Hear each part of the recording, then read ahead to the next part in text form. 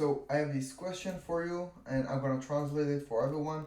So we have this function, this is a probability function, and we want to get values from it, okay, by random sampling. So how we're gonna use sampling here, how do we get random values?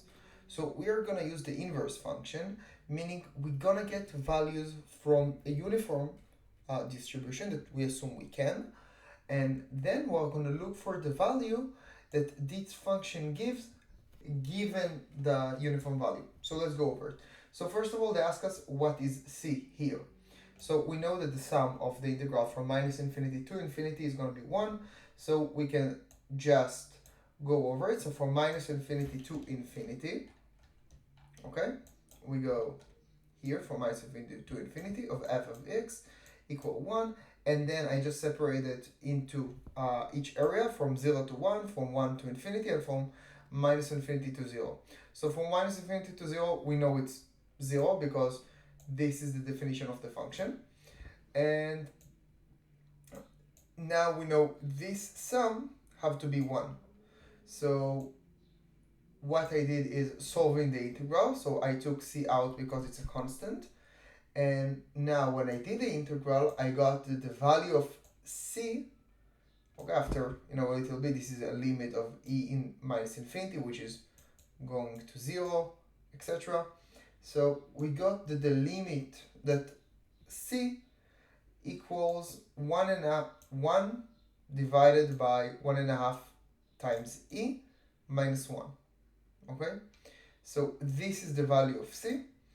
And what I did now was setting this value to a. So first of all, we found c. And now they ask us, using the inverse function, how do we get random values? So what we have to do here is the following. So I wrote the algorithm. We get a random uniform value set it to u. Okay? The uniform one from 0 to 1. And now what we ask, where can we find this uniform value, okay, in this function f?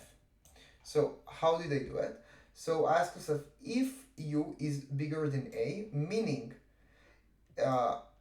when we do the integral of f of x here, are we after this section or not? If we are after this section, we will talk about it, but if we're before, we're just gonna have to find, so this is the else, we're just gonna find the x where the integral from 0 to x, so the f of x, equal to u. So now c times the integral from 0 to x of e of x equal to u, and now I just move everything, organize the both section of the equation, and I got that x equal to ln of u, the value we get, divided by c plus 1. Okay, but now if we're in the rightmost section, so if x is bigger than 1, okay, so u is bigger than a, so we said this is a. If u is bigger than a, so now we're gonna subtract a from u, and we are gonna look at the integral from 1 to x of f of x, that will be equal to u minus a. So in another way to look at it is, we are looking for the value where u equal to the integral from 0 to 1 plus 1 to x of f of x. So this was in the other side, and we just move it. So now we're going to solve the integral. So c equal to the integral from 1 to x of e to the power 3 minus 2x. And then open the integral. We did the integral. Now we just put the values. And now we need to isolate x. So it's a little bit of groundwork. So this is what we did here. And now, after doing all the groundwork for x, okay, we got that whatever x that we get equal to 3 minus ln of e minus 2u minus a. U is the value, we get the uniform value, and a is the integral from 0 to 1. So just know that. Divided by c. Remember, c is our constant. And all of it's divided by 2. Okay, and now they ask us to generate a simulation with 150 samples. So I already did it for you. So I'm just gonna go over it. I import the necessary libraries, and I defined E, I defined C, and I defined A. So when we solve for A, when we defined it, I already solved it. It's C times E minus 1. So you already have it. And now, if you want, you can see A and you can see C. Anyway,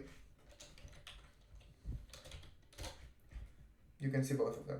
Anyway, so now I did a function named getRandomPoint. So I get a uniform value from between 0 to 1. And what I ask, it's the same question. If U is less than A, okay, what am I doing?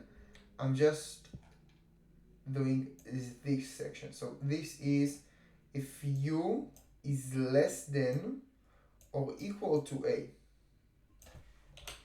So this is what we do. Return the lam of U divided by C plus 1, which is the same we got here. And now in the else, we're gonna do this one. So remember this. So it is a bit long, but it's 3 minus the natural log of E minus 2 times U minus A divided by C. And all of this divided by 2. So this is what I do. And then I create a function generate points, which we get the number of points we want to generate, and just return it by sampling from a uniform distribution and appending it. So it's pretty straightforward.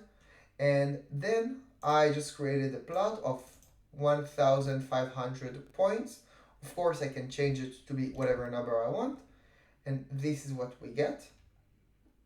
So if you want, I can just add a 0 or something, and we get something that converges. Okay, so hope you like this video. Please like and subscribe to the channel to see more videos. Until next time.